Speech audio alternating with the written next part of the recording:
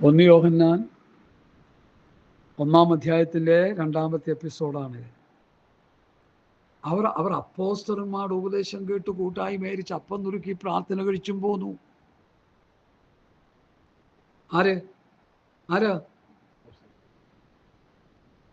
ആരാണ് അപ്പോസ്തലന്മാര്? അപ്പോസ്തലന്മാരുടെ ഉപദേശം കേട്ട് കൂട്ടായി മേരിച്ച് പ്രാർത്ഥന കഴിച്ചും പോന്നു. അവരാണ് പുതിയ നിയമസഭ. ആ അധ്യായത്തിന്റെ ലാസ്റ്റ് വാക്യം കർത്താവ് രക്ഷിക്കപ്പെടുന്നവരെ ദിനംപ്രതി സഭയോട് ചേർത്തുകൊണ്ടിരുന്നു.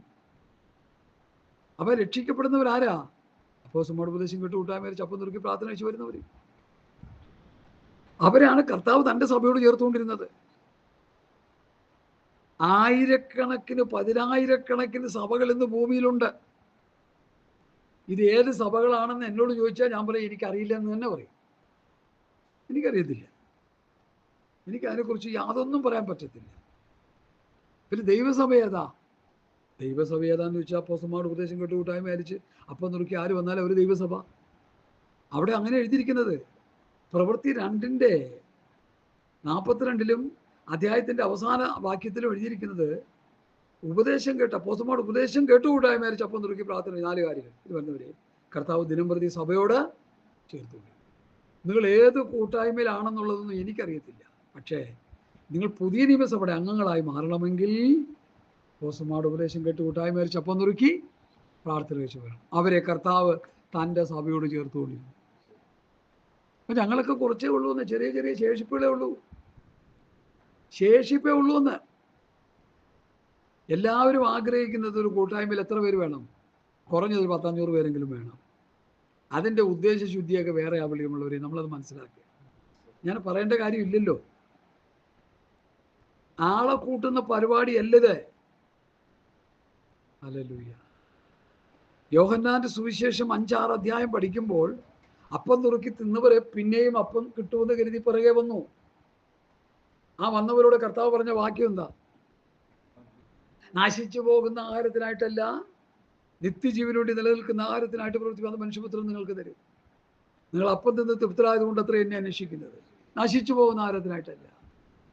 അപ്പോൾ ആ കർത്താവിൻ്റെ പുറകെ ഇന്ന് പോകുന്ന മുഴുവൻ അപ്പം തിന്നാനും വിസ കിട്ടാനും വീട് കിട്ടാനും കാറ് കിട്ടാനും ലോറി കിട്ടാനും ലോകത്തിൻ്റെ ഭൗതിക കാര്യങ്ങൾ കിട്ടാനാണ് ഇന്നത്തെ ശിഷ്യഗണങ്ങൾ പല വിശ്വാസികളെയും അവരുടെ പുറകെ കൊണ്ടു നടക്കുന്നത്. എന്നാൽ ഞങ്ങൾ അതിൽ നിന്ന് വ്യത്യസ്തമാണ്. ഞങ്ങളുടെ കൂടെ നടക്കുന്നവർക്ക് ഞങ്ങൾ പറയുന്നത് നിങ്ങൾക്ക് നിത്യജീവൻ കിട്ടണമെന്നാണ് ഞങ്ങളുടെ ആഗ്രഹം. അതാണ് എൻ്റെ വിഷയം.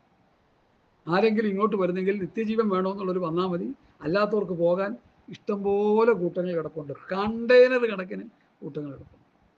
അങ്ങോട്ട് പോകാം, ഒരു കുഴപ്പമില്ല. ഞങ്ങളുടെ കൂടെ വന്നവർ തന്നെ പലരും അങ്ങോട്ട് പോയി. എല്ലാവരും പല ലക്ഷ്യങ്ങൾ വെച്ചുകൊണ്ട് അങ്ങോട്ടും ഇങ്ങോട്ടും ഒക്കെ പോയി. ഇപ്പം എല്ലാം കുഴഞ്ഞ് അല്ലാത്ത പരുവത്തി കിടക്കുകയാണ്. അപ്പോൾ ചോദിക്കും കാശാ? ഇഷ്ടംപോലെ കാശൊക്കെ ഉണ്ട്. പക്ഷെ ഇന്ന് പിടഞ്ഞുകൊണ്ട് ചത്ത എങ്ങോട്ട് പോകുന്നുള്ളതിനെ കുറിച്ച് യാതൊരു പ്രതീക്ഷയില്ല. അതുകൊണ്ട് എന്നെ കേൾക്കുന്ന പ്രിയപ്പെട്ടവരെ, നമ്മൾ യാഥാർത്ഥ്യത്തിൻ്റെ പുറകെ പോവുക. അപ്പോസ്തലന്മാരുടെ ഉപദേശത്തിൻ്റെ പ്രത്യേകത ഞങ്ങൾ കണ്ടു. ആദ്യം മുതലുള്ളത് ഞങ്ങൾ കണ്ടു. യേശുക്രിസ്തുവിൻ്റെ ശുശ്രൂഷകൾ ഞങ്ങൾ കണ്ടു. യേശുക്രിസ്തു പറഞ്ഞത് ഞങ്ങൾ കേട്ടു. യേശുക്രിസ്തുവിനെ ഞങ്ങൾ നോക്കി കണ്ടു, കേട്ടു, തൊട്ടു, നോക്കി. ഞങ്ങളാണ് ആ അനുഭവ സമ്പത്തുള്ളവർ. ഇത് 2000 വർഷങ്ങൾക്ക് മുമ്പ് നടന്ന സംഭവമാണ്. കർത്താവിൻ്റെ കൂടെ നടന്നവർ കണ്ടതും കേട്ടതും തൊട്ടതും നോക്കിയതുമാണ് നമ്മൾ പഠിക്കേണ്ടത്. കർത്താവിൽ നിന്ന് കേട്ടത് അവരാണ്, നമ്മൾ ആരും കേട്ടിട്ടില്ല. സോക്രട്ടീസിൻ്റെ കൂടെ നടന്ന ശിഷ്യന്മാര് സോക്രട്ടീസ് പറഞ്ഞത് കേട്ടിട്ടുണ്ട്, അല്ലാതെ ആരാ കേൾക്കുന്നത്? അവരൊക്കെ അത് പുസ്തകങ്ങളായിട്ട് എഴുതി വെച്ചു. അതുകൊണ്ട് ആ സോക്രട്ടീസിൻ്റെ ഉപദേശം ഇന്നും കിട്ടും. അതുപോലെ കർത്താവിൻ്റെ കൂടെ നടന്ന ശിഷ്യന്മാർ അവരെഴുതി വെച്ചത് കൊണ്ടാണ് നമ്മളിത് അറിയുന്നത്. അല്ലെങ്കിൽ അറിയോ? ഈ കൂടെ നടന്ന ശിഷ്യന്മാർ എഴുതി വെക്കാതെ ഈ കർത്താവിനെ കുറിച്ച് നമുക്ക് വല്ല അറിവും കിട്ടുമോ? അറിവ് കിട്ടും. യെശയ്യാപ്രവചനത്തിൽ അറിവ് കിട്ടും. കർത്താവിനെ കുറിച്ചൊക്കെ യെശയ്യാവ് പറയുന്നുണ്ട്. ഈ ഇടയ്ക്ക് ഒരു വ്യക്തി എന്നോട് പറഞ്ഞു, നിങ്ങൾ ഈ പഴയ നിയമത്തെ അങ്ങ് അവഗണന. ഞാൻ പറഞ്ഞു, ഒരു അവഗണനയില്ല. ഉൽപ്പത്തി മുതൽ വെളിപ്പാട് വരെ, ഉൽപ്പത്തി മുതൽ മലാഖി വരെ പഴയ നിയമത്തിൽ യേശുക്രിസ്തുവിനെയാണ് പ്രതിപാദിക്കുന്നത് എന്നുള്ള നല്ല ബോധ്യം ഞങ്ങൾക്കുള്ളിലുണ്ട്. യഹൂദന്മാർ അറുത്തുകൂട്ടിയ ഓരോ യാഗമൃഗങ്ങളും അത് യേശുക്രിസ്തുവിന്റെ നിഴലാണെന്നുള്ള ബോധ്യം ഞങ്ങൾക്കുണ്ട്. ഓരോ പുസ്തകങ്ങളും വെളിപ്പെടുത്തുന്നത് കർത്താവായ യേശു ക്രിസ്തുവിലൂടെയുള്ള രക്ഷയാണ്. അത് ഒളിഞ്ഞും തെളിഞ്ഞും കിടപ്പുണ്ട് പഴയ നിയമത്തിൽ. കർത്താവിനെ കുറിച്ച് ഉൽപ്പത്തി മുതൽ മലാഖി വരെ പ്രവാചകന്മാർ ശക്തമായി പറഞ്ഞിട്ടുണ്ട്. നീ പറയുന്ന കാര്യം ശ്രദ്ധിക്കണേ. കർത്താവ് പറഞ്ഞ ഒരു പീസ് നിങ്ങൾക്ക് ഓൾഡ് ടെസ്റ്റ്മെന്റിൽ കിട്ടത്തില്ല. കിട്ടത്തില്ലെന്ന്. കർത്താവ് പറഞ്ഞ ഒരു സ്റ്റേറ്റ്മെന്റ് നിങ്ങൾക്ക് ഓൾഡ് ടെസ്റ്റ്മെന്റിൽ കിട്ടത്തില്ല. എന്നാൽ കർത്താവിനെ കുറിച്ച് പറയുന്നുണ്ട്. ഉൽപ്പത്തി പുസ്തകത്തിൽ കർത്താവിനെ കുറിച്ച് പറഞ്ഞ എന്തുവാ? സ്ത്രീയുടെ സന്തതി സർപ്പത്തിന്റെ തലയെ കർത്താവിനെ കുറിച്ച് പറഞ്ഞു. അതുകൊണ്ട് ഓരോ പുസ്തകങ്ങൾ എടുത്ത് പഠിച്ചു നോക്കിക്കോ, അതിൽ ഒളിഞ്ഞു കിടക്കുന്ന വിഷയം യേശുക്രിസ്തുവാണ്. ഹല്ലേലൂയ. ഒരു നീഗ്രോ ചെറുക്കൻ അതിനെക്കുറിച്ച് പണ്ടൊരു സ്റ്റേറ്റ്മെന്റ് പറഞ്ഞ് ഞാൻ ഇപ്പോഴും ഓർക്കുന്നുണ്ട്. വളരെ മനോഹരമായി ഇംഗ്ലീഷിൽ യേശുക്രിസ്തുവിനെ കുറിച്ച് പറയുന്ന എല്ലാ ഭാഗങ്ങളും പുള്ളി മനോഹരമായി ഒരു സൺഡേ സ്കൂൾ സ്റ്റുഡൻ്റാണെന്ന് തോന്നുന്നു. അത് പറയുന്ന കേട്ടോ എനിക്ക് വലിയ സന്തോഷം തോന്നി. യേശുക്രിസ്തു ആരാണെന്ന് പഴയ നിയമത്തിൽ പുസ്തകങ്ങളിൽ എഴുതിച്ച് കിടക്കുന്ന കാര്യങ്ങൾ ആ കുഞ്ഞ് പറഞ്ഞപ്പോൾ എനിക്ക് വലിയ സന്തോഷം തോന്നി. അവൻ വീണ്ടെടുപ്പുകാരനാണ്, അവൻ രക്ഷിതാവാണ്. ലൂക്കോസിന്റെ സുവിശേഷത്തിൽ അതിൻ്റെ 2-ാം അധ്യായം എടുത്താട്ട് എല്ലാവരും. ലൂക്കോസ് 2 അതിലൊരു വലിയ മർമ്മം കിടപ്പുണ്ട്. ഞാൻ നിങ്ങളെ പറഞ്ഞു കേൾപ്പിക്കാൻ താല്പര്യം. മർമ്മമൊന്നുമല്ല, വചനത്തിൽ എഴുതിയിരിക്കുന്ന കാര്യങ്ങളാണ്. നമ്മളത് വായിച്ച് മനസ്സിലാക്കാത്തതുകൊണ്ട് നമുക്ക് മർമ്മമായിട്ടിരിക്കുക. ഹല്ലേലൂയ. ലൂക്കോസിന്റെ സുവിശേഷം 2-ാം അധ്യായത്തിൽ ഒരു അപ്പച്ചനും അമ്മച്ചിയും ഉണ്ട്.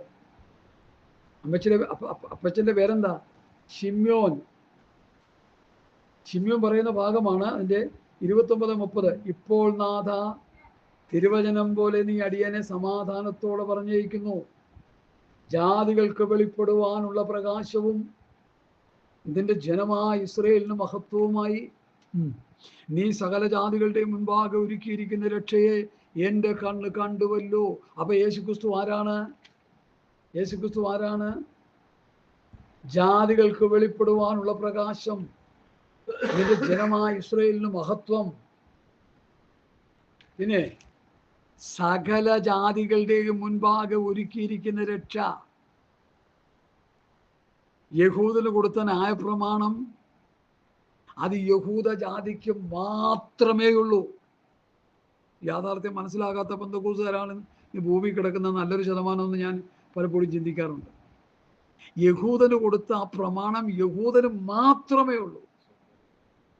റോമർ 3:19 ന്യായപ്രമാണം ന്യായപ്രമാണത്തിന് കീഴുള്ളവർക്ക്. അതാരാ? ഞാനോ? യഹൂദന്മാര്. നമ്മൾ അതിൻ്റെ ഇടയിൽ ചെന്ന് കയറണം എന്തിനാന്ന് എൻ്റെ ചോദ്യം. ഈ ന്യായപ്രമാണത്തിലെ പഠിപ്പിക്കൽ സഭയെ പഠിപ്പിച്ചില്ലെങ്കിൽ എന്താ കുഴപ്പം?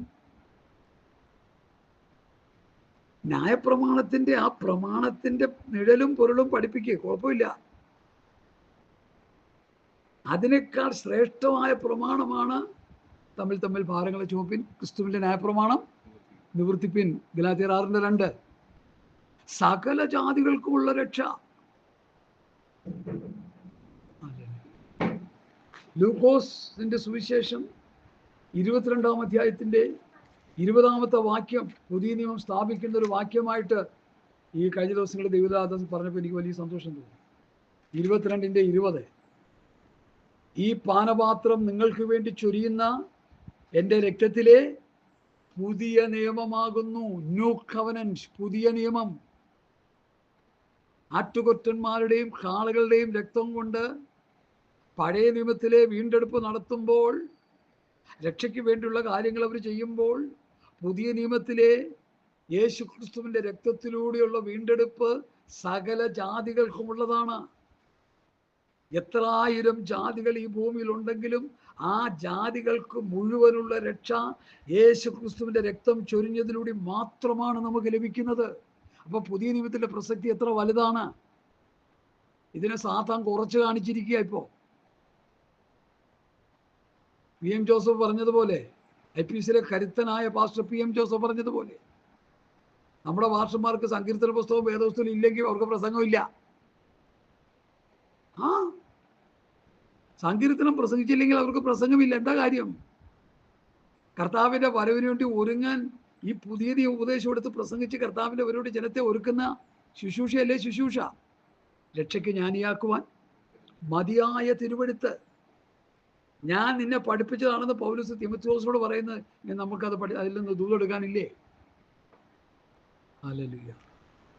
ശിമ്യോൻ എന്താ പറഞ്ഞത്? സകല ജാതികളുടെയും മുൻപാകെ ഒരുക്കിയിരിക്കുന്ന രക്ഷ. ന്യായപ്രമാണം ഒരു ജാതിക്ക് മാത്രം കിട്ടിയപ്പോൾ ക്രിസ്തുവിന്റെ ന്യായപ്രമാണം സർവഭൂമിയിലുമുള്ള സകല മനുഷ്യർക്കും വേണ്ടിയാണെന്നുള്ള യാഥാർത്ഥ്യം നമ്മൾ നന്നായിട്ട് മനസ്സിലാക്കണം. അങ്ങനെ ആ പുതിയ നിയമത്തിന് പ്രാധാന്യം കൊടുക്കുന്നത്. പുതിയ നിയമം എന്ന് പറയുമ്പോൾ ചിലർക്ക് നീറ് കടിക്കുന്ന പോലെ കടിക്കുക. എന്താ കാര്യം? അവരുടെ ഉള്ളിൽ പഴയ നിയമം തിങ്ങി കിടക്കുക. ഇങ്ങനെ എടാ, ആ വാക്കിൽ തന്നെ ഉണ്ടല്ലോ പുതിയ നിയമം പഴയ നിയമം. പണ്ടൊരാള് പറഞ്ഞ പോലെ സത്യവേദ പുസ്തകം. പുസ്തകത്തിൽ പറഞ്ഞിരിക്കുന്ന പേരാ. ആ പദം വേറെ ഒരു പുസ്തകത്തിനും ഇല്ല, ഒരു മതഗ്രന്ഥത്തിനും ഇല്ല. അപ്പൊ സത്യം ഇതാ എന്ന് പറഞ്ഞ പോലെ പുതിയ നിയമം യേശു ക്രിസ്തുവിന്റെ രക്തത്തിലൂടെ അത് സ്ഥാപിക്കപ്പെടുക. ആ രക്തത്തിന്റെ ഉടമ്പടിയാണ് പുതിയ നിയമസഭ. മൃഗങ്ങളുടെ രക്തം അറുത്ത് പഴയ നിയമത്തിലെ പല കാര്യങ്ങൾ ചെയ്യുമ്പോൾ, ശുദ്ധീകരണ പ്രക്രിയ ചെയ്യുമ്പോൾ നമ്മൾ എന്താ ചെയ്യുന്നത്? യേശു ക്രിസ്തുവിന്റെ രക്തത്തിലൂടെ ശുദ്ധീകരണം പ്രാപിക്കുക. അത് വിശ്വാസത്താലാണ് ആ രക്ഷ. മറ്റത് കർമ്മങ്ങളിലൂടെയാണ്. ഈ ആണ്ടിൽ ഒരിക്കൽ പുരോഹിതൻ അതിപരിശുദ്ധ സ്ഥലത്ത് ചെല്ലുമ്പോൾ ഒരു കയ്യിൽ രക്തം, ഇടതും വലതും കയ്യിലോ രക്തമുണ്ട്, 2 തളികയിൽ രക്തമുണ്ട്. അത് ഒന്ന് തനിക്കും ഒന്ന് ജനത്തിനും വേണ്ടിയാണ്. അങ്ങനെയാണ് ശുദ്ധീകരണത്തോട് അങ്ങോട്ട് ചെല്ലുന്നത്. ചുമ്മാ അങ്ങോട്ട് കയറി ചെല്ലാൻ പറ്റത്തില്ല. അവിടെ തിരുവസ്ത്രത്തിൽ മണികൾ കെട്ടിയിട്ടുണ്ട്, നടുക്കെട്ടുണ്ട്, അതിൽ കയറ് കെട്ടി വെളിയിലിട്ടേക്കും. മണികൾ പുരോഹിതൻ ഉള്ളിൽ ചെന്ന് ശുശ്രൂഷ ചെയ്യുമ്പോൾ ഈ മണികളിങ്ങനെ കൂട്ടിയടിച്ച് ശബ്ദം കേൾക്കും. ശബ്ദം കേൾക്കുന്നില്ലെങ്കിൽ പുരോഹിതൻ അവിടെ ചത്തു വീഴും. ഉള്ളിലോട്ട് കയറി എടുക്കാൻ പറ്റത്തില്ല. ആ നടുക്കെട്ടിൽ പിടിച്ചു വേണം വലിച്ചെടുക്കുക. അതായത് അച്ഛന്മാർ നടുക്കെട്ട് കെട്ടിക്കൊണ്ടിരിക്കുക. അവർക്ക് ഇതെന്താന്ന് പോലും അറിയത്തില്ല, ചുമ്മാ കെട്ടിക്കൊണ്ട് നടക്കുക. കാര്യങ്ങൾ മനസ്സിലാക്കാതെ തിരുവഴുത്തുകളെയും ദൈവശക്തി അറിയാൻ തെറ്റിപ്പോകുന്നു. അപ്പൊ പുതിയ നിയമത്തിന്റെ പ്രാധാന്യത എന്താണെന്ന് മനസ്സിലാക്കണം. ഇവിടെ യോഹന്നാൻ അപ്പോസ്തലൻ പറയുന്നത് എന്താണെന്ന് മനസ്സിലാക്കണം. എന്താ പുള്ളി പറയുന്നേ? ഞങ്ങൾ കണ്ടു, കേട്ടു, തൊട്ടു, നോക്കി. എത്ര മനോഹരമായ നിലയിൽ എഴുതി വെച്ചിരിക്കുക. ഞങ്ങൾ ആദ്യം മുതൽ കണ്ടു, ഞങ്ങൾ കേട്ടു, സ്വന്തം കണ്ണുകൊണ്ട് കണ്ടു. ആദ്യം മുതലുള്ളത് ഞങ്ങൾ കേട്ടു, സ്വന്തം കണ്ണുകൊണ്ട് കണ്ടു. വല്ലവന്റെ കണ്ണുകൊണ്ട് കണ്ട കാര്യമല്ല, സ്വന്തം കണ്ണുകൊണ്ട്. പത്രോസ്, യോഹന്നാൻ, യാക്കോബ്, യൂദ അവരുടെ കണ്ണുകൊണ്ട് അവർ കണ്ടു. ഇവിടെ നമ്മൾ എഴുതുമ്പോൾ യോഹന്നാൻ കണ്ടു. യോഹന്നാന്റെ ശിഷ്യന്മാരുമായിട്ട് ഇരിക്കുന്ന സമയത്ത് യേശുവിൻ്റെ മാറിൽ ചാരി ഇരുന്നു എന്നാണ് നമ്മൾ പഠിക്കുന്ന പുസ്തകത്തിലൂടെ. അതിനെക്കുറിച്ച് ചില വേദപണ്ഡിതന്മാരുടെ അഭിപ്രായം, മാറിൽ ചാരി ഇരുന്നപ്പോൾ യേശു ക്രിസ്തുവിൻ്റെ ഹൃദയസ്പന്ദനം സാധാരണ ഒരു മനുഷ്യൻ്റെ സ്പന്ദനമല്ലായിരുന്നു. അതൊരു ദൈവത്തിൻ്റെ അല്ലെങ്കിൽ ദൈവപുത്രൻ്റെ ഹൃദയമിടിപ്പായിട്ടാണ് തനിക്ക് തോന്നിയത്. അതുകൊണ്ടാണ് യോഹന്നാന്റെ സുവിശേഷം യേശു ക്രിസ്തുവിനെ പൂർണ്ണ ദൈവമായിട്ടും പൂർണ്ണ മനുഷ്യനായിട്ടും യോഹന്നാൻ എഴുതി വച്ചിരിക്കുന്നത്. യോഹന്നാന്റെ സുവിശേഷത്തിലാണ് യേശു ക്രിസ്തുവിന്റെ ദൈവത്വത്തെക്കുറിച്ച് ശക്തമായി പറയുന്നത്. എൻ്റെ ദൈവവും കർത്താവുമായുള്ളവേ എന്ന വാക്യം മനസ്സിലായി തോമസ്? എൻ്റെ ദൈവവും കർത്താവുമായുള്ളൂ. സ്തോത്രം. പ്രിയമുള്ളവരെ, അപ്പോൾ ഇതിന് നമുക്ക് പ്രാധാന്യതയുണ്ട്. ഈ മഹാത്മാഗാന്ധി ജീവിച്ചിരുന്ന സമയത്ത് ഗാന്ധിയെ കണ്ടവരും ഗാന്ധിയിൽ നിന്ന് പ്രസംഗങ്ങൾ കേട്ടവരും ചില വ്യക്തികളൊക്കെ ഇത് ജീവിച്ചിരിപ്പുണ്ടെന്ന് എനിക്ക് കൃത്യമായിട്ട് അറിയില്ല. അങ്ങനെ പറഞ്ഞ് ഞാൻ കേട്ടിട്ടുണ്ട് പലരും. അപ്പം അവർ പറയുന്നതിനൊരു പ്രസക്തിയുണ്ട്. ഗാന്ധിജി ഇരുന്ന സമയത്ത് ഗാന്ധിജിയുടെ റൂമിൽ ഞങ്ങൾ പോയിട്ടുണ്ട്. ഗാന്ധിജിയുടെ ഏറ്റവും വലിയ സന്ദേശം എന്തായിരുന്നു എന്ന് പറഞ്ഞ് അല്ല, ഗാന്ധിജിയുടെ ഏറ്റവും വലിയ മെസ്സേജ് എന്താ? My life is my message. എൻ്റെ ജീവിതമാണ് എൻ്റെ സന്ദേശം എന്ന് പറഞ്ഞൊരു മഹാൻ പുള്ളി മാത്രമേ ഉള്ളൂ മനുഷ്യരിൽ. എൻ്റെ ജീവിതമാണ് എൻ്റെ സന്ദേശം.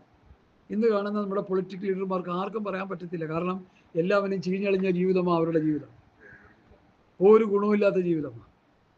ആ മനുഷ്യൻ്റെ ഒരൊറ്റമുണ്ട് കൊടുത്ത്, ഒരു ഗുണൂലും കൊടുത്ത്, ഒരു വടിയും കുത്തി, ഒരു കണ്ണടയും വെച്ച് ഈ ഭാരതം മുഴുവൻ നടക്കുകയും പ്രസംഗിക്കുകയും ചെയ്തതിൻ്റെ പ്രധാന ലക്ഷ്യമെന്ന് ചോദിച്ചാൽ അദ്ദേഹം ഇന്ത്യയുടെ രാഷ്ട്രപിതാവായിട്ട് അറിയപ്പെടാനുള്ള പ്രധാന കാരണം അദ്ദേഹത്തിൻ്റെ ജീവിതവും അദ്ദേഹത്തിൻ്റെ എല്ലാം ഈ രാഷ്ട്രത്തിനു വേണ്ടിയായിരുന്നു. അടിമനുഖത്തിൽ കിടന്ന ജനത്തെ വിടുവിച്ചെടുക്കുവാൻ സ്വാതന്ത്ര്യ സമരങ്ങൾ നടത്തിയ ഒരു മഹാനായ മനുഷ്യനായിരുന്നു മഹാത്മാഗാന്ധിജി. മഹാത്മാഗാന്ധിജിയെക്കുറിച്ച് കേരളത്തിലുള്ളവർക്കും ഭാരതത്തിലുള്ളവർക്കും അറിയില്ലെങ്കിൽ വിദേശ രാജ്യങ്ങളിൽ, യൂറോപ്യൻ രാജ്യങ്ങളിൽ ചെന്നാൽ അവരോട് ചോദിച്ചാൽ ഗാന്ധി എന്താണെന്ന് അവർ തത്ത പറയുന്ന പോലെ പറഞ്ഞു തരും. കാരണം ഇദ്ദേഹത്തിൻ്റെ വിലയും നിലയും ലോകം മുഴുവൻ പ്രസിദ്ധമാണ്. ഞാൻ ഗാന്ധിജിയെ പറയാനല്ല ഇരിക്കുന്നത്. ഞാൻ ദൈവപുത്രനായ യേശു ക്രിസ്തു കൊടുത്ത പ്രമാണം അപ്പോസ്തലന്മാരുടേതാണ്, അവരത് പറയുന്നതാണെന്ന് തെളിയിക്കാൻ വേണ്ടിയാണ് ഈ ഉദാഹരണങ്ങളിലൂടെ ഞാൻ പറഞ്ഞുകൊണ്ടിരിക്കുന്നത്. ഞങ്ങൾ ആദ്യം മുതലുള്ളത് ഞങ്ങൾ കേട്ടു, സ്വന്തം കണ്ണുകൊണ്ട് കണ്ടു, ഞങ്ങൾ നോക്കി, ഞങ്ങളുടെ കൈ തൊട്ടതും ആയ ജീവന്റെ വചനം സംബന്ധിച്ച് ജീവൻ പ്രത്യക്ഷമായി ഞങ്ങൾ കണ്ട് സാക്ഷീകരിക്കുകയും പിതാവിനോട് കൂടെ ഇരുന്ന് ഞങ്ങൾക്ക് പ്രത്യക്ഷമായ നിത്യജീവൻ യേശുക്രിസ്തുവിനെ നിങ്ങളോട് അറിയിക്കുന്നു. അപ്പോസ്തലന്മാരുടെ പ്രസംഗം എന്തായിരുന്നു? യേശുക്രിസ്തു. പൗലോസിന്റെ പ്രസംഗം എന്തായിരുന്നു? ക്രിസ്തുവിന്റെ ഉപദേശം, ക്രിസ്തുവിനെ കുറിച്ചായിരുന്നു, ദൈവരാജ്യത്തെ കുറിച്ചായിരുന്നു. ഇന്നത്തെ ഉപദേശിമാരുടെ പ്രസംഗം എന്തായിരുന്നു? ചക്രം ഉണ്ടാക്കണമെന്നുള്ള വിഷയം. ഇന്നത്തെ അപ്പോസ്തലന്മാരുടെ പ്രസംഗം എന്തായിരുന്നു? അന്നത്തെ അപ്പോസ്തലന്മാരുടെ പ്രസംഗം എന്തായിരുന്നു? വല്ലവരും മനസ്സിലാക്കുന്നുണ്ടോ? കർത്താവിൻ്റെ കൂടെ നടന്ന ശിഷ്യന്മാരുടെ പ്രസംഗം എന്തായിരുന്നു? അവരുടെ ദർശനം എന്തായിരുന്നു? അവരുടെ വചനങ്ങൾ എന്തായിരുന്നു? അവരുടെ ഉപദേശത്തിൻ്റെ മഹത്വം എന്തായിരുന്നു? അവരുടെ ലക്ഷ്യപ്രാപ്തി എന്തായിരുന്നു എന്ന് ആരെങ്കിലും ചിന്തിക്കാറുണ്ടോ? അവർ ദൈവരാജ്യത്തിന് വേണ്ടിയാണ് പ്രസംഗിച്ചത്. അവർ യേശുക്രിസ്തുവിന് വേണ്ടിയ രക്തസാക്ഷികളായത്. അവർ ക്രിസ്തുവിൻ്റെ ഉപദേശം പ്രചരിപ്പിച്ചിരുന്നവരായിരുന്നു. 12 ശിഷ്യന്മാരും ലോകത്തിൻ്റെ നാനാഭാഗത്തേക്കും പോയത് അവരെ പ്രസംഗിക്കാനല്ല. അവരാരെ പ്രസംഗിക്കാനാ? യേശു ക്രിസ്തുവിനെ പ്രസംഗിക്കാനാണ്. അതുകൊണ്ടാണ് നമ്മുടെ കയ്യിൽ ഈ പുസ്തകം വന്നത്. അതുകൊണ്ടാണ് കർത്താവിനെ കുറിച്ച് നമ്മൾ അറിഞ്ഞത്. യേശു ക്രിസ്തുവിൻ്റെ കൂടെ നടന്ന ശിഷ്യന്മാർ ഈ ലോകത്ത് അവർ വിശ്വസ്തയോടെ ക്രിസ്തുവിനെ പ്രസംഗിച്ചത് കൊണ്ടാണ് ലോകം മുഴുവൻ ക്രിസ്ത്യാനികൾ ഉണ്ടായത്. തലകുത്തനെ നിൽക്കുന്ന ക്രിസ്ത്യാനികളാണ്. ഇപ്പൊ നമുക്ക് എന്ത് ചെയ്യാൻ പറ്റും? ക്രിസ്തുവിന്റെ പ്രമാണം പഠിപ്പിച്ചില്ല. 1, 2, 3, 3.5 നൂറ്റാണ്ട് വരെ അപ്പോസ്തലന്മാരുടെ ഉപദേശം ശക്തമായി സഭയ്ക്ക് കിട്ടി. 3.5 നൂറ്റാണ്ട് കഴിഞ്ഞപ്പോൾ കുസ്ത്യന്ത്യോസ് എന്ന് പറഞ്ഞ ഒരു ചക്രവർത്തി മാനസാന്തരപ്പെടാതെ പുതിയ നിയമസഭയിലേക്ക് പിശാച് അവനെ തിരികെ കയറ്റി. അവനും എൻ്റെ അനുയായികളും വന്ന് സഭയെ കൊന്നു മുടിച്ച് നശിപ്പിച്ച് സഭ പേഗൺ മതമായി മാറി. പേഗൺ മതം എന്ന് പറഞ്ഞാൽ ജാതീയ ആചാര അനുഷ്ഠാനങ്ങളിൽ സഭ മൂക്കുകുത്തി വീണു. അവിടെയാണ് വിഗ്രഹാരാധന വന്നത്, അവിടെയാണ് വെച്ചുപൂജകൾ വന്നത്, അവിടെയാണ് കാലങ്ങൾ, മാസങ്ങൾ, നാണ്ടുകൾ ഒക്കെ വന്നത്. അവിടെയാണ് ഇന്ന് കാണുന്ന വിഗ്രഹാരാധന മൂർത്തിഭാവങ്ങളൊക്കെ വന്നു കയറിയത്. അപ്പോസ്തലന്മാർ ആരെങ്കിലും വിഗ്രഹാരാധികളായിരുന്നു? ഇല്ല. എന്നാൽ 3.5 നൂറ്റാണ്ട് കഴിഞ്ഞപ്പോൾ ഉണ്ടായ സഭകൾ മുഴുവൻ വിഗ്രഹാരാധന കയറി. സാത്താൻ ചെയ്ത പണിയാണിത്. അപ്പോസ്തലന്മാർ കണ്ടതും കേട്ടതും തൊട്ടതും നോക്കിയതും 2, 3, 3.5 നൂറ്റാണ്ട് വരെ സഭയെ പഠിപ്പിച്ചുകൊണ്ടിരുന്നു. അപ്പോസ്തലന്മാർ മരിച്ചതിന് ശേഷവും പിന്നെയും കുറെ അപ്പോസ്തലന്മാരെ, ഡയറക്റ്റ് അപ്പോസ്തലന്മാരല്ല, അവരുടെ ശിഷ്യഗണങ്ങളായ അപ്പോസ്തലന്മാർ സഭയെ പഠിപ്പിച്ച് 3.5 നൂറ്റാണ്ട് വരെ ഉപദേശത്തിൽ നിലനിർത്തിയെന്നാണൊക്കെയാണ് ഞങ്ങൾ പഠിച്ചത്. അതിനുശേഷം ഈ കുസ്ത്യന്ത്യോസ് സഭയിൽ പിശാച് കൊടുത്ത ദർശനം കണ്ടുകൊണ്ട് അവൻ കയറി വന്നു. കുരിശിന്റെ ദർശനം. അവൻ കയറി വന്നു ക്രൈസ്തവ മതത്തെ രാജകീയ മതമായിട്ട് വിളംബരം ചെയ്തു. എല്ലാവർക്കും ക്രിസ്തു മതത്തിലേക്ക് ചേരാം. കണ്ട അണ്ടനും അടകോടനും ചേമാനും ചെരുപ്പൂതി എല്ലാവർക്കും വരാം ഇതിൽ. അങ്ങനെ കയറി വന്നു എല്ലാവരും. ഈ വന്നവരൊക്കെ എങ്ങനെയാ വന്ന് പറ? മാനസാന്തരപ്പെട്ടില്ല, വീണ്ടും ജനനം പ്രാപിച്ചില്ല. ഇന്നും സഭകളിൽ വീണ്ടും ജനനം പ്രാപിച്ചവർ കുറവാണ്, മാനസാന്തരപ്പെട്ടവർ കുറവാണ്. പാസ്റ്റർമാർ വീണ്ടും ജനനം പ്രാപിച്ചവർ കുറവാണ്, മാനസാന്തരപ്പെട്ടവർ കുറവാണ്. ഞങ്ങൾ ഇന്നലെ ഒരു പാസ്റ്ററിനെ കുറിച്ച് കേട്ടു. പാസ്റ്ററിന്റെ പരിപാടി എന്താ? ആതുര സേവനം.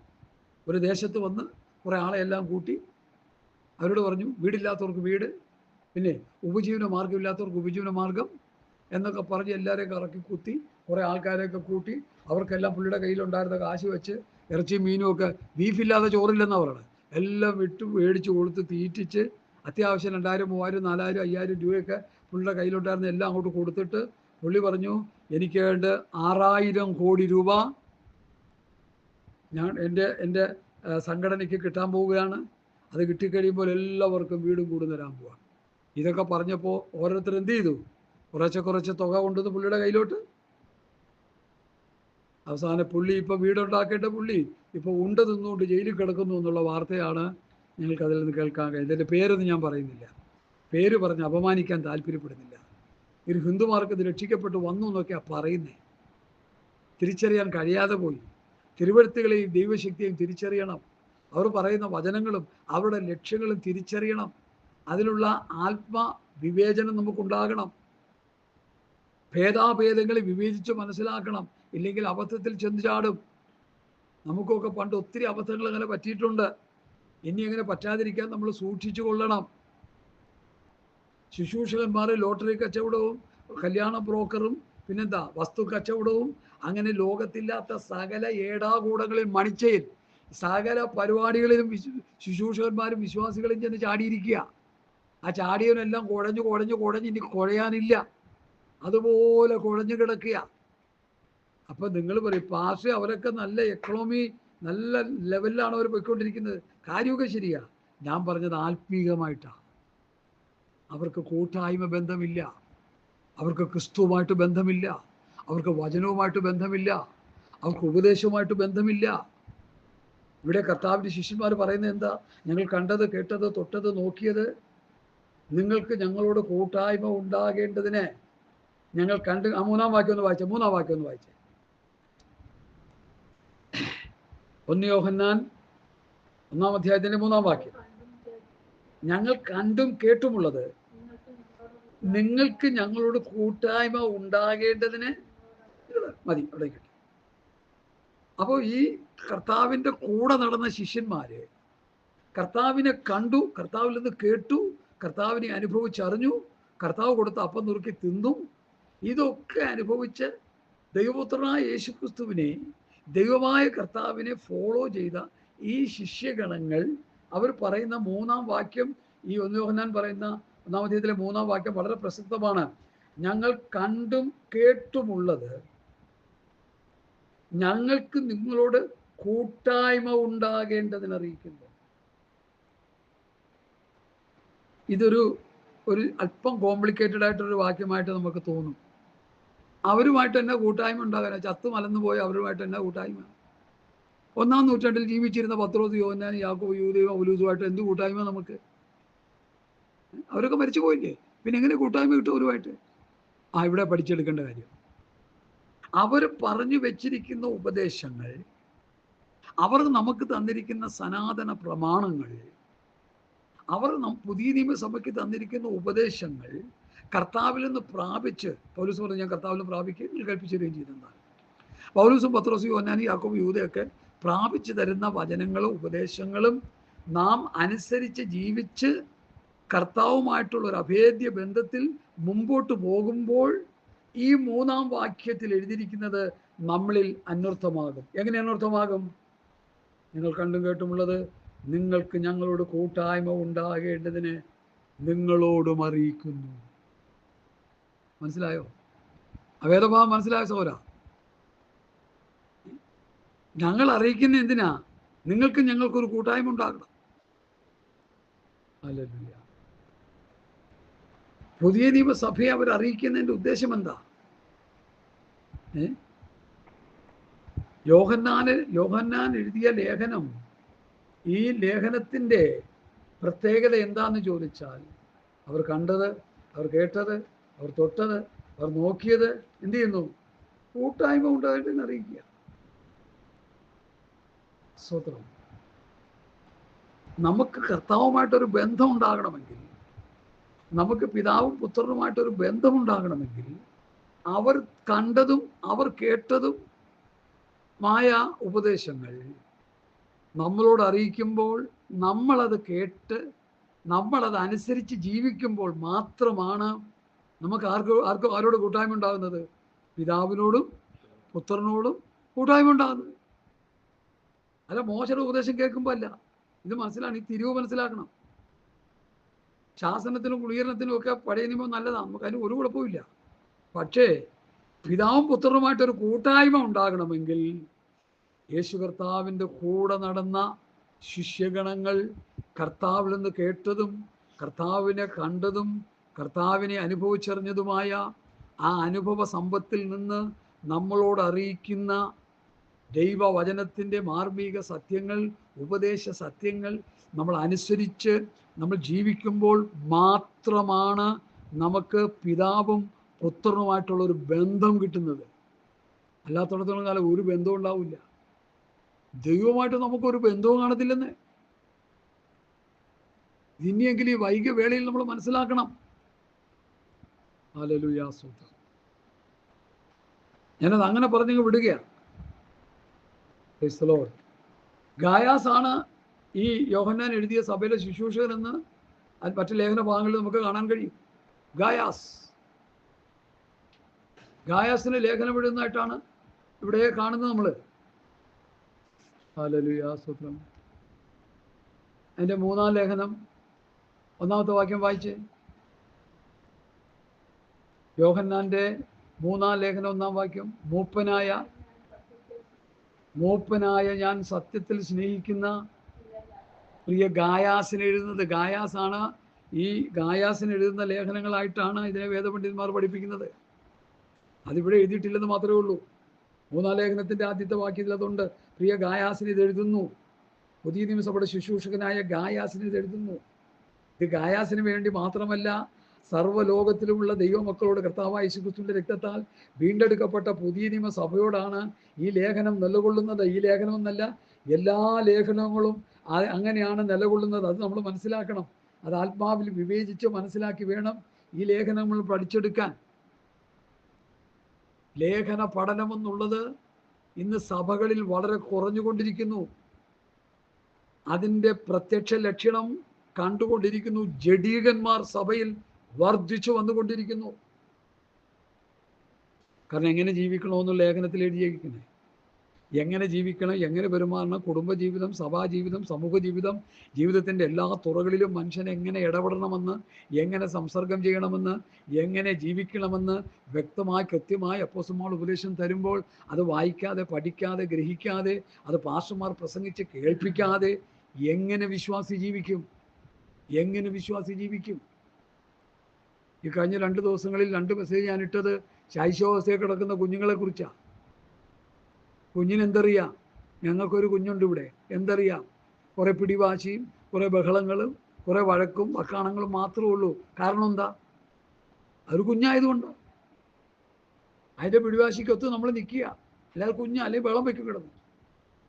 എന്നാൽ ഒരു കോളേജിൽ പഠിക്കുന്ന ഒരു പരുവായി കഴിയുമ്പോൾ എന്തായിരിക്കും സ്ഥിതി? ഈ ചാബല്യങ്ങളെല്ലാം അങ്ങ് മാറും. ഈ ശൈശവാവസ്ഥയൊക്കെ അങ്ങ് മാറും. 1 കൊരിന്ത്യർ 13:11 ശിശുവായിരുന്നപ്പോൾ ശിശുവിനെ പോലെ സംസാരിച്ചു, ശിശുവിനെ പോലെ ചിന്തിച്ചു, ശിശുവിനെ പോലെ നിരൂപിച്ചു. പുരുഷനായ ശേഷമോ ശിശുവിനുള്ളത് തേച്ചു കളഞ്ഞോ? ശൈശവാവസ്ഥ തേച്ചു കളഞ്ഞോ? എടാ, ഇന്നത്തെ പെന്തക്കോസ്തുകാരോട് ചോദിക്കുക, ശൈശവാവസ്ഥ പോയോ? സഭയില് ശിശുക്കളെല്ലാം കൂടി കിടന്ന് അടിയാ.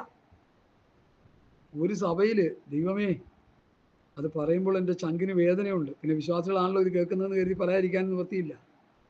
ഒരു സഭയിൽ തിരുവത്താഴത്തിന് വേണ്ടിയുള്ള അപ്പം നുറുക്കി വെച്ച് നല്ല വെള്ള തുണിയിട്ട് മൂടി വെച്ചിട്ട് അപ്പുറത്തെ സഹോദരന്മാരിന്ന് അതിനു വേണ്ടി ഒരു പാട്ട് പാടിക്കൊണ്ടിരിക്കുക. ഇപ്പുറത്ത് നല്ല മുട്ടൻ ഇടി നടന്നുകൊണ്ടിരിക്കുക. മുട്ടി ചുരുട്ടി ഇടിക്കുക. അങ്ങോട്ടും ഇങ്ങോട്ടും. അപ്പം ഞാൻ പൗലോസ് പറഞ്ഞൊരു വാക്ക് ഓർത്തു പോയി. ഇവരെ ഉപദേശിക്കാനും ഇവരെ തർജ്ജനം ചെയ്യാനും ദൈവത്താൽ നിയോഗിക്കപ്പെട്ട ഒരു ദൈവദാസൻ അവിടെ ഇല്ലാത്തത് കൊണ്ടാണ് ഈ വഷളത്തോടെ നടന്നത്. സഭകൾ ഇഷ്ടം പോലെയുണ്ട്. വലിയ വലിയ സഭകളൊക്കെയാണ്. ആക്കിക്കൊള്ളാത്ത വായിക്കൊള്ളാത്ത പേരൊക്കെ സഭയുടെ പേരൊക്കെ. പക്ഷെ പറയട്ടെ എന്താ കാര്യം? ഒരുത്തരും ഇല്ലേ? നിങ്ങളിൽ ഒരുത്തൻ കോടതി കയറുന്ന സമയത്ത് കോടതി കയറുന്നത് തെറ്റാണെന്ന് പറയാൻ നിങ്ങളിൽ ഒരുത്തൻ, ഒരു ജ്ഞാനി ഒരുത്തൻ നിങ്ങളുടെ ഇടയിൽ ഇല്ലയോ? എടുത്ത് വേണമെങ്കിൽ വായിച്ചോന്ന് വരുന്നില്ല 6-ാം അധ്യായം. അതൊക്കെ പറയുമ്പോൾ ആൾക്കാർക്ക് ഒരിക്കലൊക്കെ പുസ്തകത്തിലുള്ള കാര്യമാണോ പാസ്റ്ററെ? പുസ്തകത്തിലില്ലാത്ത കാര്യം ഞാൻ പറയത്തില്ല. നിങ്ങളിൽ ഒരുവന് മറ്റൊരുത്തനോട് ഒരു കാര്യമുണ്ടെങ്കിൽ വിശുദ്ധന്മാരുടെ മുമ്പാകെയല്ല അഭക്തന്മാരുടെ മുമ്പാകെ വ്യവഹരിപ്പാൻ പോകാൻ തുനിയുന്നു പോ. വിശുദ്ധന്മാർ ലോകത്തെ വിധിക്കുമെന്ന് നിങ്ങൾ അറിയുന്നില്ലയോ? ലോകത്തെ നിങ്ങൾ വിധിക്കുമെങ്കിൽ ഏറ്റവും ചെറിയ സംഗതികളെ വിധിപ്പാൻ നിങ്ങൾ അയോഗ്യരോ? നാം ദൂതന്മാരെ വിധിക്കുമെന്ന് നിങ്ങളെന്ന് അറിയുന്നില്ലയോ? ഐഹിക കാര്യങ്ങളെ എത്രയധികം! എന്നാൽ നിങ്ങൾക്ക് ഐഹിക കാര്യങ്ങളെക്കുറിച്ച് വ്യവഹാരം ഉണ്ടെങ്കിൽ വിധിപ്പാൻ സഭ ഗണ്യമാക്കാത്തവരെ ഇരുത്തുന്നുവോ? നിങ്ങൾ ലജ്ജയ്ക്കായി ഞാൻ ചോദിക്കുന്നു, ഇങ്ങനെ സഹോദരന്മാരുടെ മധ്യേ കാര്യം തീർപ്പാൻ പ്രാപ്തിയുള്ള ഒരു ജ്ഞാനിയും നിങ്ങളുടെ ഇടയിൽ ഇല്ലയോ? തിരുവത്താഴത്തിന് വേണ്ടി അപ്പം നുറുക്കി വെച്ചിട്ട് സഹോദരന്മാർ അപ്പുറത്തുനിന്ന് പാടുമ്പോൾ ഇവിടെ നല്ല ജെയിംസ് ബോണ്ട് സ്റ്റൈലിലുള്ള ഇടി നടക്കുമ്പോൾ അവരെ പറഞ്ഞ് ക്രമീകരണം നടത്താൻ ഒരുത്തനും അവിടെ ഇല്ലേ? ഒരാത്മീകനില്ലേ? ഇല്ല തന്നെ, ഇല്ല തന്നെന്ന്. അതല്ല ഇത്ര ഗൗരവത്തോടെ പറഞ്ഞുകൊണ്ടിരിക്കുന്നേ. ഹല്ലേലൂയ. സ്തോത്രം.